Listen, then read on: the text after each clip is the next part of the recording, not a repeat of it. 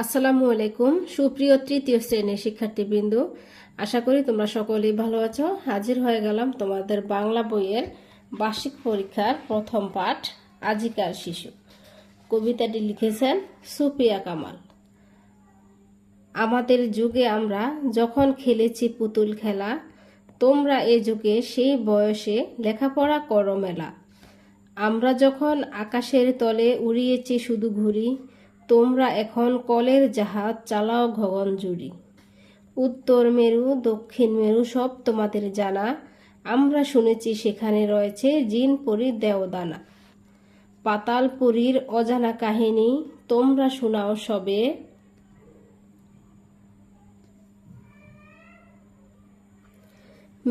মেরুতে জানা পরিচয় কেমন করিয়া হবে।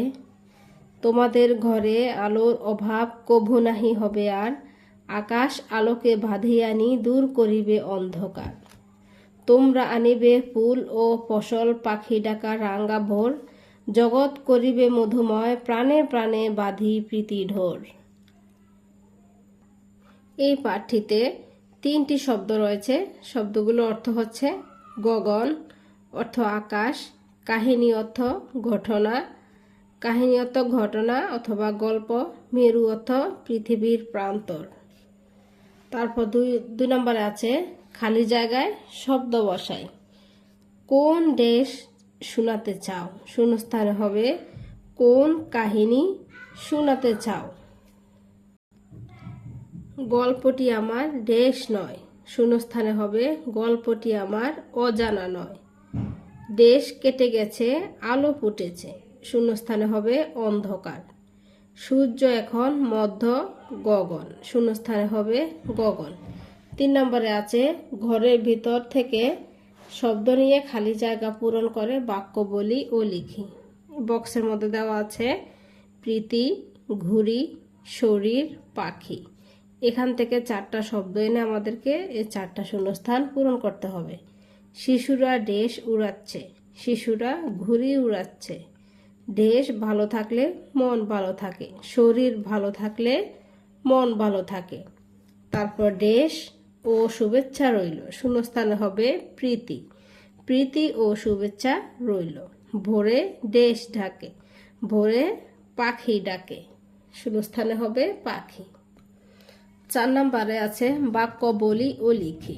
এখানে অভাব, ফসল, কাহিনী, পরিচয় 7টি শব্দ দেওয়া আছে। 4টি শব্দ দিয়ে আমাদেরকে এই ঘরে 4টি বাক্য লিখতে হবে। অভাব দিয়ে কি হয়? অভাবে স্বভাব নষ্ট হয়, অভাবে স্বভাব নষ্ট হয়। ফসল দিয়ে হয় কৃষকরা মাসে ফসল ফলায়। কাহিনী দিয়ে হয় বড়দের কাছে আমরা গল্প কাহিনী শুনি। পরিচয় দিয়ে আমাদের প্রথম পরিচয় আমরা মানুষ। পাশে আছে বলি ও লিখি। আমরা পড়ালেখা করব কেন? কিভাবে আমরা অন্ধকার দূর করব? পৃথিবীকে কিভাবে সুন্দর করা যায়? তোমাদেরকে প্রশ্ন উত্তরগুলো আমি গাইড থেকে দেখিয়ে দিচ্ছি। এই যে দেখো, আমরা পড়ালেখা করব কেন? পৃথিবীর মেরুতে কি আছে তা জানার জন্য এবং পৃথিবী থেকে অজ্ঞাত নির্ভর অন্ধকার দূর করতে জ্ঞানের আলো ছড়ানোর জন্য আমরা লেখাপড়া করব। কিভাবে আমরা অন্ধকার দূর করব? জ্ঞানের আলো ছড়িয়ে আমরা অন্ধকার দূর করব। পৃথিবীকে কিভাবে সুন্দর করা যায়? জ্ঞানের আলো ছড়িয়ে এবং ফুল, ফসল, পাখি ডাকা, রাঙ্গা প্রভাত এনে আমাদের এই পৃথিবীকে সুন্দর করা যায়। 6 দেওয়া আছে, একটা খালি ঘর দেওয়া আছে, বলছে আগের চরণটি বলি ও লিখি। কি হবে প্রথম লাইনটি? প্রথম লাইনটি হবে তোমরা এখন কলের জাহাজ চালাও গগনজুড়ি। এই লাইনটিতে হবে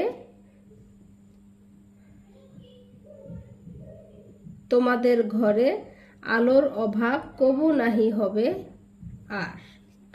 তারপর হচ্ছে 7 নম্বর হচ্ছে একই শব্দ, যুগ মানে কাল অথবা আমল, গগন মানে আকাশ আসমান, আলো মানে কিরণ আলো, অন্ধকার মানে আধার তিমি, জগৎ মানে পৃথিবী দুনিয়া।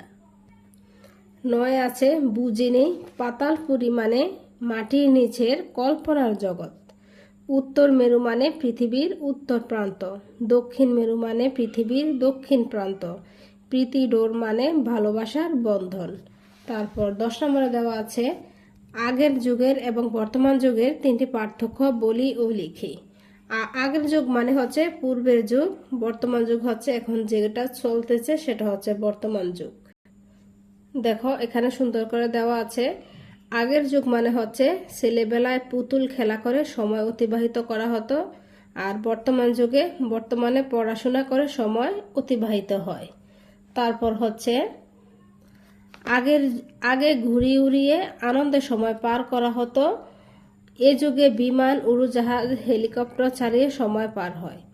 আগের যুগে ধারণা করা হতো উত্তর ও দক্ষিণ মেরুতে জিন, পরী, দেবদৈত্যের আবাস ছিল, আর বর্তমান যুগে উত্তর দক্ষিণ মেরু, আকাশ পাতালে কোথায় কি আছে কালে শিশুদের সব জানা। তো তৃতীয় শ্রেণীর বন্ধুরা, এই ছিল আজকের পাঠটি। আগামী পাঠে হাজির হব ঢাকাই মসলিন নিয়ে। সে পর্যন্ত ভালো থাকবে সবাই। আল্লাহ হাফেজ।